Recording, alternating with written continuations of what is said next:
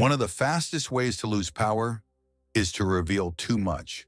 Too much emotion, too much pain, too much ambition, too much insecurity, too much of your plans, too much of your inner world.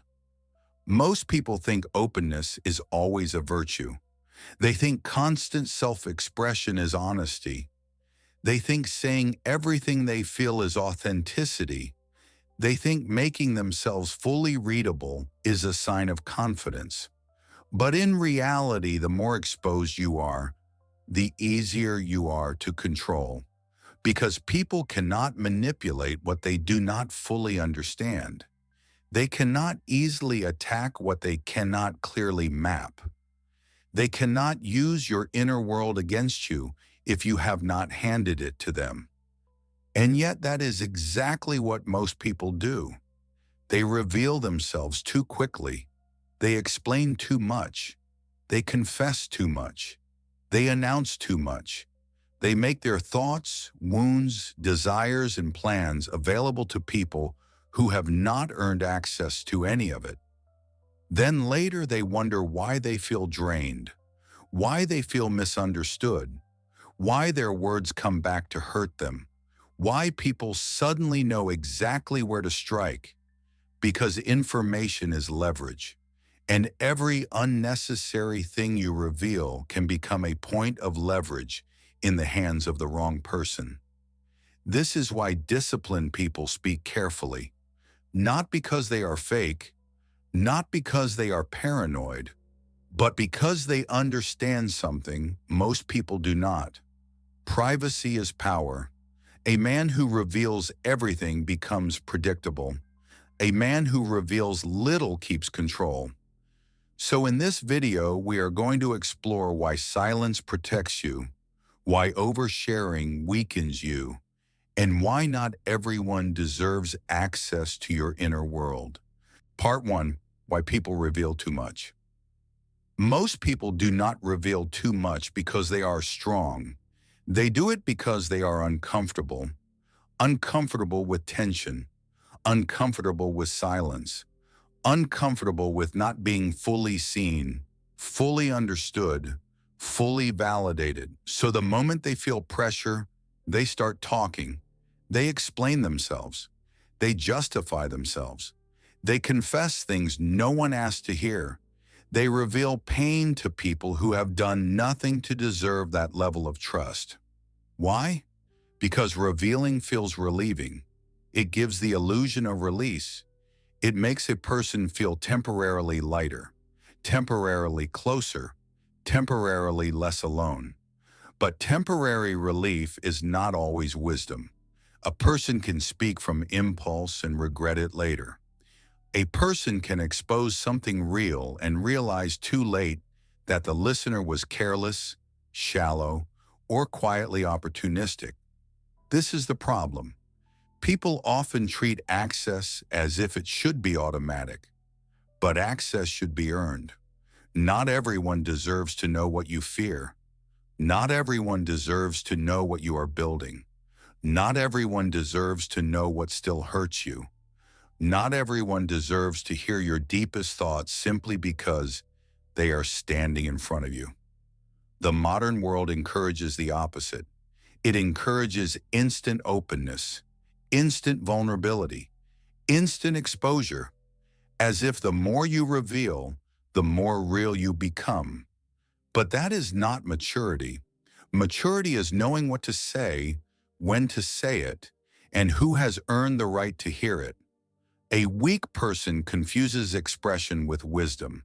A disciplined person understands that self-disclosure without discernment is not honesty. It is carelessness. Part 2. Information gives people power over you. Every piece of personal information you reveal creates a map of your fears, your insecurities, your desires, your weaknesses, your emotional triggers, your unfinished wounds. And once someone has that map, they no longer have to guess where you are vulnerable. They know. They know what flatters you. They know what unsettles you. They know what you are desperate for. They know what rejection would hurt you most. They know what words can shake you because you handed them the blueprint yourself. That does not mean everyone around you is evil, but it does mean that many people are far less careful with your inner world than you want to believe. Some will use what you share directly against you. Others will use it subtly. Some will weaponize it in conflict. Others will simply lose respect for you because you made yourself too available, too transparent, too eager to be known. And that is the hard truth. People say they want authenticity, but many people do not know what to do with real vulnerability except store it, judge it, or use it later. This is why strategic silence matters. Not because you should become emotionally frozen, but because you should stop assuming that everyone who listens is safe. Listening is not loyalty. Curiosity is not care. Attention is not trustworthiness. A person may hear you very closely and still not deserve access to you. This is where wisdom enters. You must learn to separate the impulse to reveal from the decision to reveal. One is emotional, the other is disciplined, and discipline protects power. Part 3, oversharing makes you predictable. There is another danger in revealing too much. It makes you predictable, and predictability reduces power. The more people know exactly how you think, how you react, what you want, what you fear, and what you are planning, the easier you become to read. And once you are easy to read, you are easier to influence. A person who constantly speaks their emotions can be steered through emotion. A person who constantly announces their goals can be disrupted before those goals are real. A person who constantly shows their insecurity teaches others exactly how to dominate them. Strong people understand that mystery has value, not artificial mystery, not childish games, not performative coldness, but natural restraint. They do not feel the need to narrate their entire internal life. They do not update everyone on every emotion. They do not explain every move while it is still fragile. They do not make themselves easy to decode. Because the less readable you are, the harder you are to manipulate. And this matters more than people realize. A man who is too explainable becomes manageable. A man who is measured becomes more difficult to control. This is part of what makes quiet people seem powerful.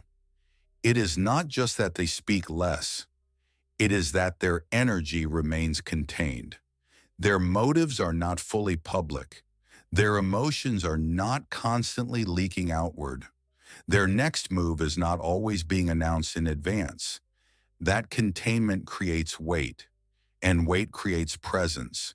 Part 4, stop announcing your plans. One of the biggest mistakes people make is talking too early about what they are building. They announce goals before there is discipline behind them. They tell people what they are about to become before they have actually changed. They turn private intention into public performance. And that weakens momentum, because once a goal is announced, a strange thing happens. You start getting emotional reward before earning the result. People praise the plan. They admire the ambition. They react to the idea of your future self. And that small social reward can trick the mind into feeling as if progress has already begun. But words are cheap. The world is full of people describing who they are about to become. Very few become it. This is why disciplined men work quietly. They build before they speak. They execute before they explain. They let results introduce them. Talking too early does more than drain momentum. It also exposes your unfinished work to the opinions of people who may not understand it, support it, or respect it. Some will project doubt onto it. Some will laugh at it. Some will subtly discourage it. Some will watch it not because they care, but because they want to see whether you fail. Why give that access away for free? Protect the early stages. What is fragile should remain private. What is still forming should be guarded. What matters deeply should not be thrown into random conversation just because the ego wants to be seen trying. Move in silence, not because silence is dramatic, but because silence keeps your energy pointed inward, where real work gets done. Part 5. Silence is a form of self-respect. A lot of people think silence is weakness. They think if you do not explain yourself immediately, you must be intimidated. If you do not defend every misunderstanding, you must be losing. If you do not reveal your feelings on demand, you must be hiding something. But silence is often a form of self-respect. It is the refusal to throw your inner world into every conversation, the refusal to make your depth available to shallow people, the refusal to let every emotional impulse become public.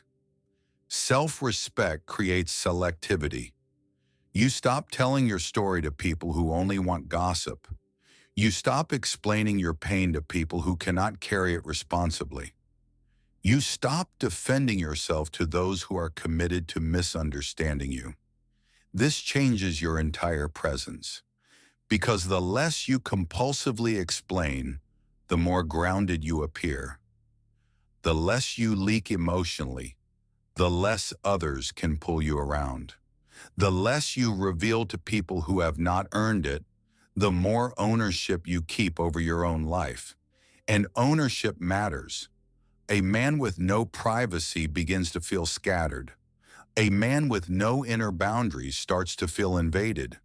A man who reveals himself to everyone eventually feels cheapened by his own openness. Not because openness is wrong, but because truth without protection becomes self-abandonment. Silence protects dignity. It reminds you that your thoughts are not public property. Your pain is not public property. Your dreams are not public property. Some things should remain yours until the right moment, the right context, and the right person. Part 6. Not everyone deserves access to you. This is one of the hardest lessons for emotional people to learn.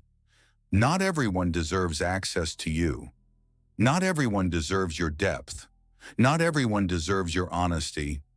Not everyone deserves your story. Not everyone deserves to know what is happening inside you. Many people want access they have not earned. They want intimacy without loyalty, insight without responsibility, trust without consistency, closeness without character. And when you give too much too early, you often end up feeling violated in ways that are difficult to explain. Because your words are no longer yours. They now exist inside someone else's interpretation, someone else's memory, someone else's level of maturity. That is a risk, so you must become selective. Not cold, selective. There is a difference. Coldness shuts everything down. Selectivity protects what matters. A disciplined man can be honest, warm, deep, and real. But he does not offer those things instantly. He watches. He measures. He pays attention to character. Can this person hold confidence? Can this person respect boundaries?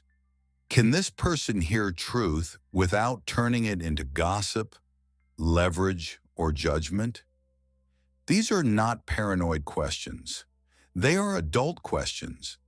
Because once you understand human nature, you stop assuming that every open ear is a safe place to rest your inner life. Part 7. Stoicism and the Discipline of Speech. This is where Stoicism becomes especially relevant. Stoicism is not just about controlling anger or enduring pain. It is also about controlling speech. A Stoic understands that words should serve reason, not impulse. He does not speak simply because emotion is rising. He does not reveal simply because silence feels uncomfortable. He does not explain himself to everyone who demands access. He governs the tongue because he understands that speech has consequences. Once a word leaves you, it cannot be recalled. Once a truth is given carelessly, it cannot be protected. Once your inner world is exposed to the wrong person, you cannot control how it will be handled. So the Stoic becomes measured. He says what is necessary. He says what is true. He says what serves the moment, but he does not make a spectacle of himself through constant revelation. This is not emotional repression. It is discipline. And discipline creates freedom. A man who can control his speech can protect his mind. A man who can protect his mind can protect his direction. A man who can protect his direction becomes much harder to derail. That is power. Quiet, invisible power, but power nonetheless. So no, do not reveal too much. Not every emotion needs an audience. Not every plan needs an announcement. Not every wound needs exposure. Not every person deserves access to your inner world. Because the more you reveal without discipline, the more leverage you hand away. Silence is not emptiness. Privacy is not fear. Restraint is not weakness. Often they are signs of maturity, signs that you understand the value of your own mind, signs that you no longer need to make everything visible to feel real, signs that you know power is often preserved, not displayed. Speak with intention, trust slowly, reveal selectively, build quietly. Because in a world where everyone is desperate to be seen, the person who can remain partially unknown keeps something rare: control. And that control is a form of strength most people will never understand.